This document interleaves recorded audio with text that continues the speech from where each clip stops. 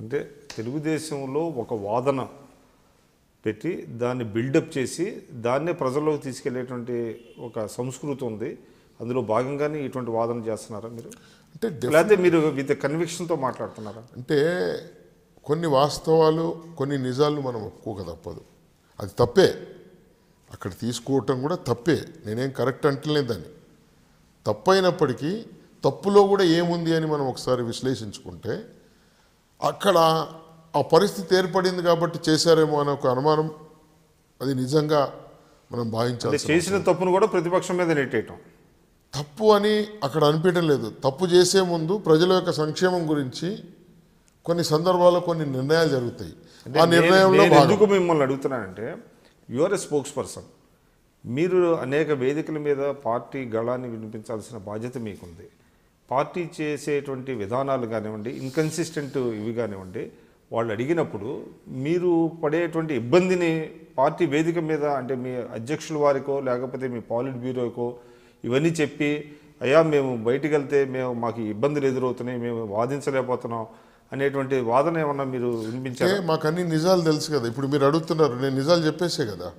నాకే అట్లాంటిది అవసరం పడలేదు కదా. కాబట్టి ఆ వాదన కాదు. అటు వాస్తవానికి ఏంటంటే అతను అనౌన్స్మెంట్ తర్వాత ఒక వేదికను ఢిల్లీలో ఎక్కడో ఒకసారి నేను వితిన్ 3 months లోపల ఈ ప్రభుత్వాన్ని పడగొడుతున్నాను ఒక ప్రతిపక్ష నాయకుడు మాట్లాడిన తర్వాత కొన్ని సందర్భాల్లో దుర్మార్గుడికి ఒక నియంతకో దుర్మార్గుడికో అధికారం అప్పచెప్తే కౌరవులు పాలించినట్టు అవుతుంది. కాబట్టి దాన్ని అడ్డుకోవటానికి కొన్ని సందర్భాల్లో కొన్ని ఖచ్చితమైనటువంటి నిర్ణయాలు చేయాలి కాబట్టి చేసినట్టు మనం భావిస్తాం. కాబట్టి ఇప్పుడు ఎవరైతే పార్టీ క్రాస్ అయ్యి ఫిరాయించి వచ్చారో వాళ్ళతో రాజీనామాలు చేయించాల్సిన అవసరం లేదంటారా? అవసరాన్ని బట్టి, అవకాశాన్ని బట్టి. ముందు అక్కడ రాజీనామాల లేకపోతే ప్రభుత్వం కాదు, అక్కడ ఉన్నటువంటి ఆర్థిక వనరులు మొట్టమొదట రాజధాని లేదు, ఆర్థిక వనరులు లేవు. అక్కడ ప్రజలు ఎంతో ఆశించి చంద్రబాబు నాయుడు లాంటి నాయకుడే ఈ రాష్ట్రాన్ని కాపాడగలుగుతాడనే నమ్మకంతో ఓట్లు వేసినటువంటి వాళ్ళని ఫస్ట్ కాపాడాల్సినటువంటి బాధ్యత అక్కడ ఉన్నటువంటి ప్రభుత్వానికి చంద్రబాబు గారికి ఉంటుంది. కాబట్టి అందులోనే భాగంగా ఇవన్నీ స్టెప్స్ తీసుకోవడం జరిగింది. కానీ పాపులారిటీలో ఆశ్చర్యకరంగా చంద్రబాబు నాయుడు గారి కంటే కేసీఆర్ ముందు ఉంటున్నారు. అది రీజన్ ఏమంటారు? అంటే పాపులారిటీ ఎట్లా వస్తుందంటే కొంతమందిని మేనేజ్ చేయటం వల్ల, కొంతమంది ఊహాగానాల్లో పెట్టడం వల్ల, వీళ్ళెవరు ప్రజలకు వెళ్ళినప్పుడు మాకు డబుల్ బెడ్రూమ్ ఇస్తాను కదా, చాలా బాగా చేస్తుంది, ఇచ్చాడా లేదా అనేది పక్కన పెడితే ఇస్తాడు కదా. ఆశల పల్లకిలో ఈరోజు తెలంగాణ బడుగు బలహీన వర్గాలను తీసుకెళ్తున్నటువంటి సందర్భంలో ఆ సర్వేలు చేసి ఉండొచ్చు. బట్ ఇక్కడ మిగులు బడ్జెట్టు ఇవన్నీ కూడా అడ్వాంటేజ్ రావటం జరిగింది. ఇప్పుడు ముస్లిం రిజర్వేషన్ ఉంది. ముస్లిం రిజర్వేషన్లో కేసీఆర్ గారు ఆ రోజు ఎన్నికల మేనిఫెస్టోలు చెప్పాడు. ఎంతవరకు స్టెప్స్ వేసాడు? 3 సంవత్సరాలు అయింది. వాళ్ళని ఏం చేస్తూ ఉన్నాడు? రంజాన్ నాడు అందరికీ భోజనాలు పెట్టడం, బట్టలు ఇచ్చడం, అంతవరకు. అంటే చిన్నటువంటి కోరికలు, బడుగు బలహీన వర్గాల యొక్క బలహీనతను ఎప్పటికప్పుడు ఎన్క్యాచ్ చేస్తూ తను ఏదో ఈ రాష్ట్రానికి చేస్తున్నాను లేకుంటే జబ్బులో నుంచి చేస్తున్నట్టు అనే ఫీలింగ్ ఇస్తూ అతను ముందంజలోకి వెళ్తాడు. అక్కడ ప్రతిదీ కష్టమే. డబ్బున్నోడు డబ్బు లేనోడు ఏ విధంగా ఉంటారో ఇక్కడ డబ్బున్నోడు అక్కడ డబ్బు లేనోడు కష్టాల్లో నుంచి బయటకు వస్తూ ఫైనల్ టచ్కు సాధించిన తర్వాత వారు నంబర్ 1లోనే ఉంటారు. మనం ఎన్నో సందర్భాల్లో ఆంధ్రప్రదేశ్ ఉన్నప్పుడు చాలా ముఖ్యమంత్రులు కానీ, ఈ యొక్క హైదరాబాద్ అభివృద్ధి కానీ, ఈరోజు హైదరాబాద్ యొక్క ఆర్థిక పరిస్థితి ఈ రాష్ట్రానికి ఏ విధంగా సపోర్ట్, ఇవన్నీ కూడా చంద్రబాబు నాయుడు కాదన్నా అవునన్నా అతని క్రెడిటే. కాబట్టి అక్కడ ప్రయత్నం జరుగుతూ ఉంది. కొన్ని రోజుల తర్వాత ఇప్పుడు డబ్బు లేకుండా ప్రయత్నం జరుగుతూ ముందుకెళ్తున్నటువంటి వ్యక్తిని మీరు డబ్బు జేబు నిండా డబ్బు పెట్టి కొంచెం మంచేసేసి మంచి పేరు, ఆ పాపులారిటీ అది కౌంట్ కాదు. విషయానికి వస్తే ఆంధ్రప్రదేశ్లో నిర్మాణాత్మకంగా ఉందంటారా, తెలంగాణలో నిర్మాణాత్మకంగా ఉందంటారా? ఇంతకుముందు ఆంధ్రప్రదేశ్ విషయం నేను చెప్పాను. అధికారం గురించి వెంబరాడటం తప్పితే ప్రజా సమస్యల మీద కానీ ఒక రాజధాని కడతా ఉన్నారు.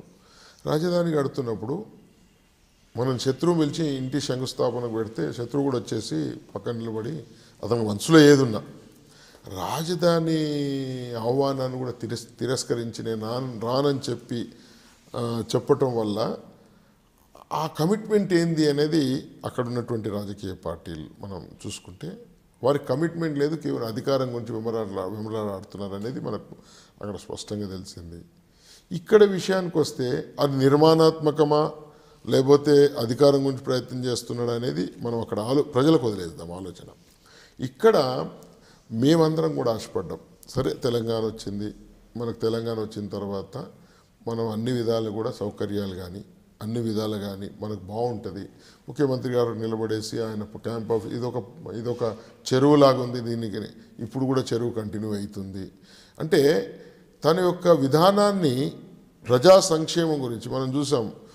అప్పుడు రోడ్లు అయితే ఎంత విపరీతంగా అసలు తెలుగుదేశం పార్టీ అధికారంలో, నేనేదో పార్టీ తరఫున కాదు, ఒక పౌరుడిని అడిగినా చెప్తారు హైదరాబాద్ గతంలో ఎంత బ్యూటిఫుల్ సిటీని ఈరోజు గతుకుల సిటీగా మీరు ఏం చేశారు? పోనీ మీకు తెలుసుగా సమస్య, అంతకుముందు మీరు ఉద్యమంలో ఉన్నప్పుడు మాట్లాడారు కదా, రైతుల సమస్య మాట్లాడారు, సిటీస్ మహానగరం సమస్య మాట్లాడారు, మీ దగ్గర డబ్బు వచ్చింది, మీరేమైనా స్టెప్స్ తీసుకున్నారా? ఈ సల్వే ఇప్పుడు ఇంతెందుకు, మొన్న చనిపోయారు, రోడ్ల గతుకులు అలానే ఉన్నాయి, మోరీల్లో పడి చనిపోయారు అలాగనే ఉన్నాయి. అసలు అంచెలంచెలుగా ఒక ప్లానింగ్ ప్రకారం 100 days హైదరాబాద్ అనే మున్సిపాల్లో పోయారు, ఏమైనా చేశారా? అది మేము నిర్మాణాత్మకంగానే ముందుకు వెళ్తా ఉన్నాం. ఈవెన్ మా పార్టీ నాయకులందరినీ లాక్కున్నా చేసినా కానీ మేము ప్యూరిటీగా తెలుగుదేశంలో ఏరైతున్నారో ఈరోజు ముందుకు నడుస్తూ ఉన్నాం, ప్రజా సమస్యల మీద స్పందిస్తూ ఉన్నాం. అంటే కాంగ్రెస్ మీకంటే కూడా ముందున్నట్టుంది కదా, అంటే ప్రధాన ప్రతిపక్షం అనుకోండి, వాళ్ళకి ఎక్కువ మంది శాసనసభ్యులు ఉన్నారు, బట్ ఒక ఫైట్ ఇవ్వటం అన్నది కాంగ్రెస్కి బాగా చేస్తుంది అనేటువంటి ఒక అభిప్రాయం కూడా ప్రజల్లో డెఫినెట్గా. ఇప్పుడు కాంగ్రెస్ బాగా చేస్తుంది అంటే అక్కడ అంత నాయకత్వం, అంటే ఒక 4-10 సార్లు మంత్రి అయినాడో లేకపోతే ఇంకోరో వాళ్ళందరూ కూడా పెద్ద నాయకులు ఎక్కువ ఉండటం, గ్రౌండ్లో వాళ్ళకి రియల్గా కార్యకర్తలను లోపం ఉంది, వాళ్ళు ఒప్పుకున్నాం. కానీ ఎప్పుడు కూడా గ్రౌండ్గా ఉన్నటువంటి రాజకీయ పార్టీ రేపు సెకండ్ ప్లేస్లో ఉంటుంది. రేపు మన గ్రామాల్లో ఫైట్ చేసేటోళ్ళు లేకుండా మనం వేదికల మీద ఉపన్యాసం డెఫినెట్గా.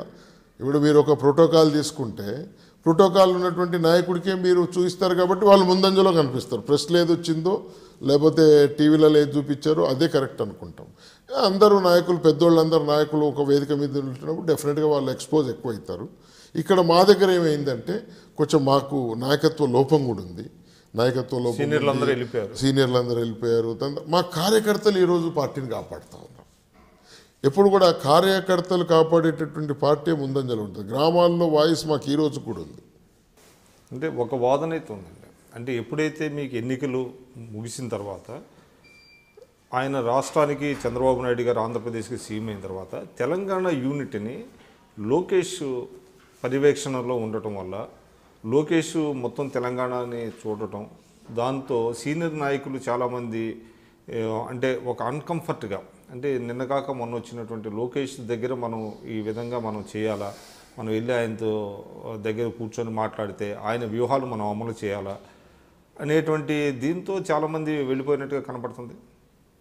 అంటే అది కరెక్ట్ కాదండి.